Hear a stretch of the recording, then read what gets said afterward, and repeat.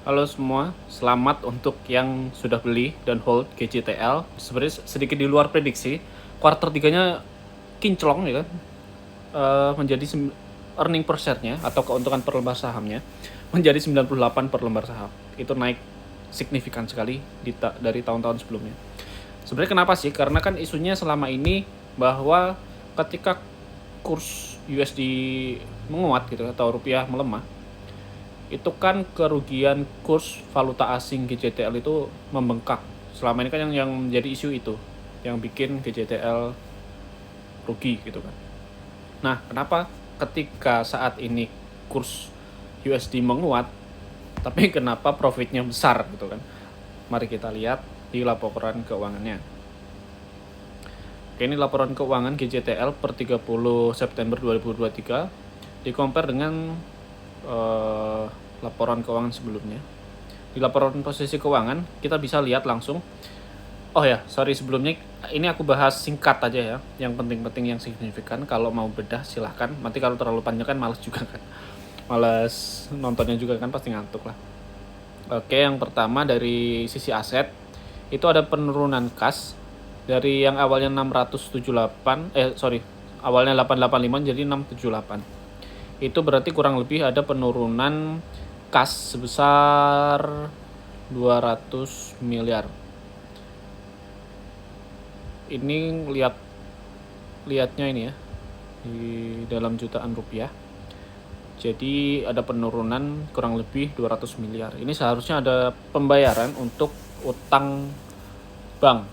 Seharusnya utang bank dan utang valuta asing lainnya sih.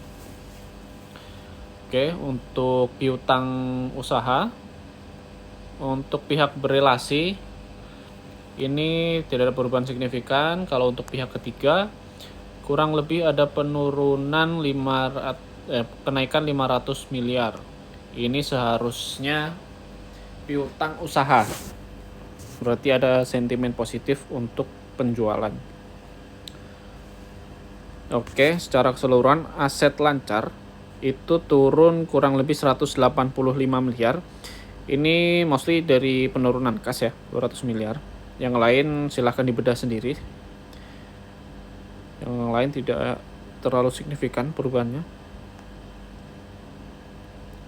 Oke, untuk liabilitas atau utang jangka pendek, yang semula utang bank 757 miliar jadi 275. Berarti ada penurunan atau dibayar 500 miliar. Ini sentimen positif karena akan mengurangi tingkat utang dan resiko kerugian valuta asing. Itu kan. Sebenarnya kenapa sih dia itu rugi? Karena total utang valuta asing lebih besar dari aset valuta asing. Jadi utangnya membengkak menjadi lebih besar ketika USD menguat. Ketika ada pembayaran ini menjadi sentimen positif untuk perusahaan. Lalu utang usaha juga ada penurunan kurang lebih 400 miliar. 30 ya kurang lebih segitulah. Jadi ada sentimen positif untuk pembayaran utangnya. Yang lain tidak terlalu signifikan. Lalu untuk utang jangka panjang, ini juga ada pembayaran dari 19 jadi 17 kurang lebih penurunan 173 miliar. Nah, sebenarnya intinya di sini nih. Kalau dilihat dari penjualan itu tidak terlalu signifikan movementnya. Kurang lebih 100 miliar aja movementnya. Tapi kita bisa lihat di beban pokok penjualan. Ini adalah cost untuk produksi perusahaan. Cost untuk produksi ban gitu ya. Modalnya. Yang awalnya 11 triliun sekarang turun menjadi 9,9 triliun. Berarti kurang lebih ada penurunan atau efisiensi cost kurang lebih 1 triliun. Nah, sebenarnya sumber keuntungan dari sini nih. Modal produksinya, biaya produksinya turun 1 triliun. Kuncinya di sini. Lalu yang kedua kan isu selama ini valuta asing. Kerugian valuta asing di sini nih. Sebelumnya rugi 162 miliar. Sekarang malah untung 68 miliar. Padahal sekarang kan kursnya lagi menguat USD. USD lebih besar menguat kan. Oke. Tapi kenapa kok malah untung? Nah, kita lihat nanti di notes 40. Jadi kuncinya dua ini, 1, 2. Dari total keseluruhan profit perusahaan kuarter 3 itu 625 miliar. Oke, sebenarnya bener-bener ada real cash masuk atau enggak, itu menunjukkan kesehatan perusahaan. Jika untung, ada real cash masuk apa enggak. Jika ada, itu perusahaan itu bisa diindikasikan sehat dan memang ada transaksi gitu. Cara lihatnya ada di arus kas. Nah, dari aktivitas operasi, perusahaan mendapatkan 945 miliar. Ada real cash masuk 945 miliar. Padahal profitnya tadi kan 645. Berarti memang ada real cash masuk di bawah nilai aktivitas operasi itu masuk akal. Berarti semua keuntungan dari penjualan real. Yang lain nggak ada yang signifikan sih. Oke, kita lanjut di notes bawahnya. Oke, ini ada penjualan, detail penjualan nggak terlalu signifikan. Lalu ada beban pokok penjualan.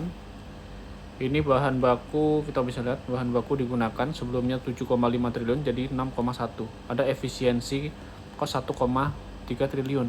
Nah, bisa dicek sendiri nanti apakah memang harga karet itu turun. Tuh. Silahkan dianalisis sendiri. Untuk harganya bisa dicek lah di Google nanti.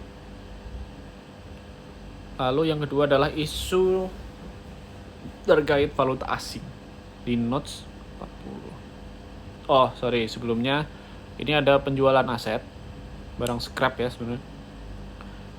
Dari sebelumnya 19 miliar, kuartal 3 ini ada penjualan sebesar 67 miliar. Jadi dari 600 miliar sekian ada porsi penjualan scrap sebesar 67 miliar.